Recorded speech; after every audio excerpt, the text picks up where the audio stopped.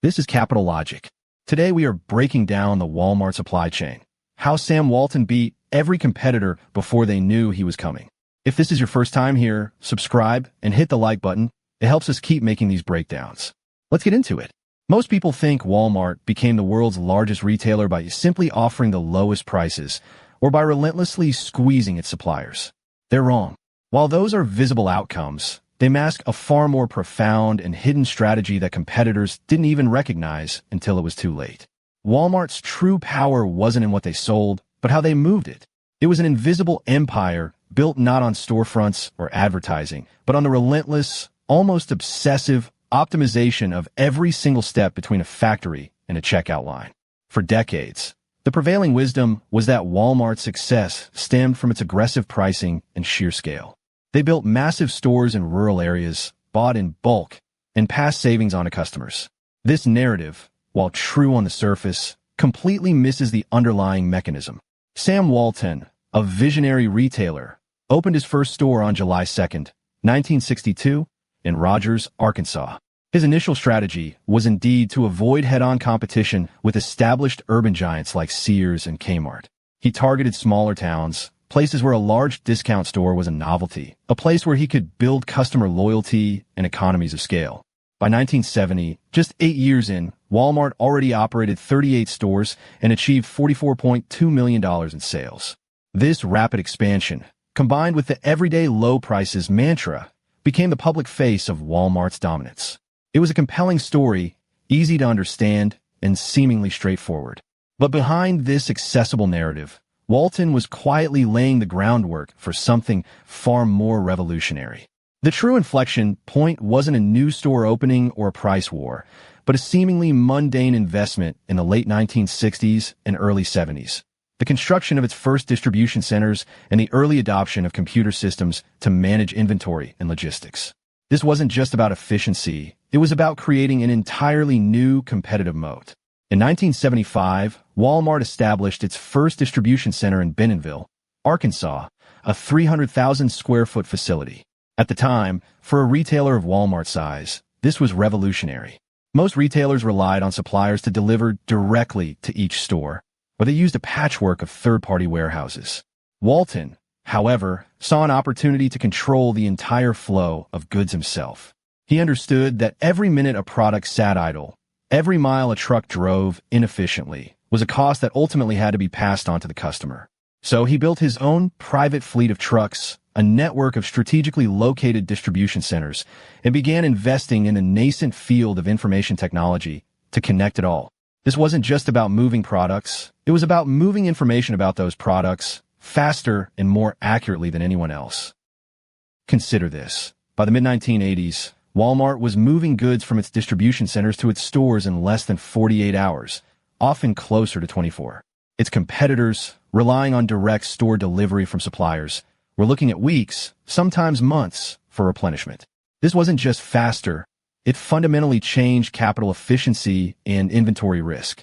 Walmart pioneered the cross-docking inventory system in the 1980s.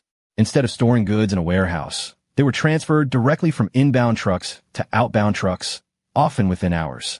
This drastically reduced warehousing costs and inventory holding times, saving an estimated 2 to 3% of sales, a staggering amount in a low-margin business like retail. This meticulous control over the supply chain meant Walmart could keep its shelves stocked with exactly what customers wanted, precisely when they wanted it, with minimal excess inventory. The result? By the late 1980s, Walmart's inventory turnover rate was approximately 8 to 9 times per year, compared to Kmart's 5 to 6 times. This meant Walmart was selling its entire inventory almost twice as fast as its closest competitor, freeing up capital and drastically reducing the risk of obsolete stock. This speed wasn't an accident. It was the deliberate outcome of a system designed from the ground up to eliminate friction and waste. This wasn't just about moving products faster, it was about moving information faster, and that fundamentally changed everything. While the distribution centers and private fleet laid the physical groundwork, the true genius of Walmart's operational strategy came with its investment in information technology. By the mid-1980s, Sam Walton understood that controlling the flow of goods was only half the battle. The other half, the true inflection point wasn't a new store opening or a price war, but a seemingly mundane investment in the late 1960s and early 70s, the construction of its first distribution center and the early adoption of computer systems to manage inventory and logistics. This wasn't just about efficiency. It was about creating an entirely new competitive moat. Sam Walton famously installed a satellite communication system in 1987, not just for store-to-store communication, but to directly link every store's point-of-sale data with suppliers and distribution centers. This wasn't about talking, it was about real-time, granular data flow that optimized every truck route, every warehouse pick, and every shelf restock. This private satellite network, costing an estimated $24 million, was a staggering investment for a retailer at the time. What did it buy them? Unprecedented visibility. Imagine this. Every time a customer checked out a tube of toothpaste or a pair of socks, that data wasn't just recorded locally. It was instantly transmitted via satellite to Bentonville, Arkansas, and then, crucially, to the relevant distribution center and even directly to the supplier. This real-time stream of sales data allowed Walmart to know precisely what was selling, where, and at what rate. This wasn't just a fancy communication tool. It was the nervous system of Walmart's entire logistical operation. It enabled a revolutionary concept called cross-docking. Instead of products arriving at a distribution center, being unloaded, stored, and then later picked and reloaded for individual stores, cross-docking meant goods from inbound trucks were immediately sorted and transferred to outbound trucks, destined for specific stores, often within hours.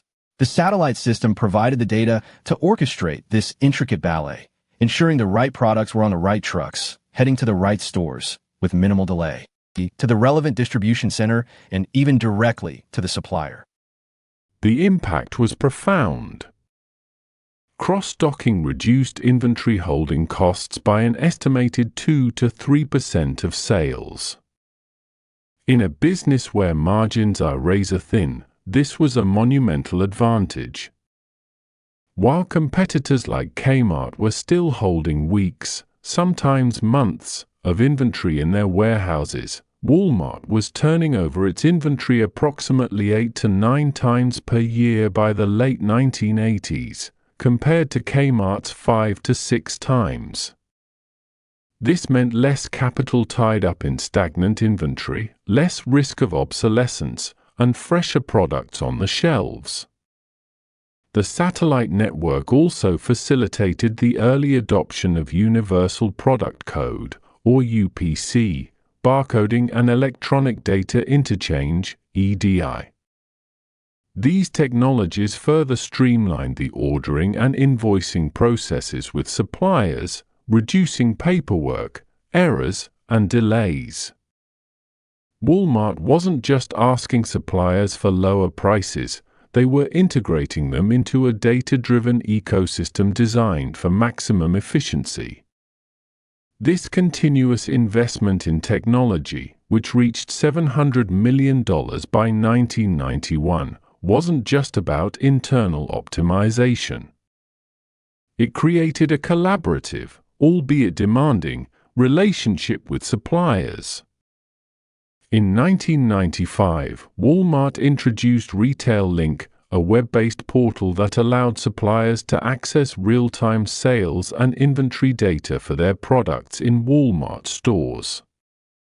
This unprecedented transparency enabled suppliers to optimize their own production and delivery schedules to meet Walmart's precise needs, a practice often referred to as vendor-managed inventory.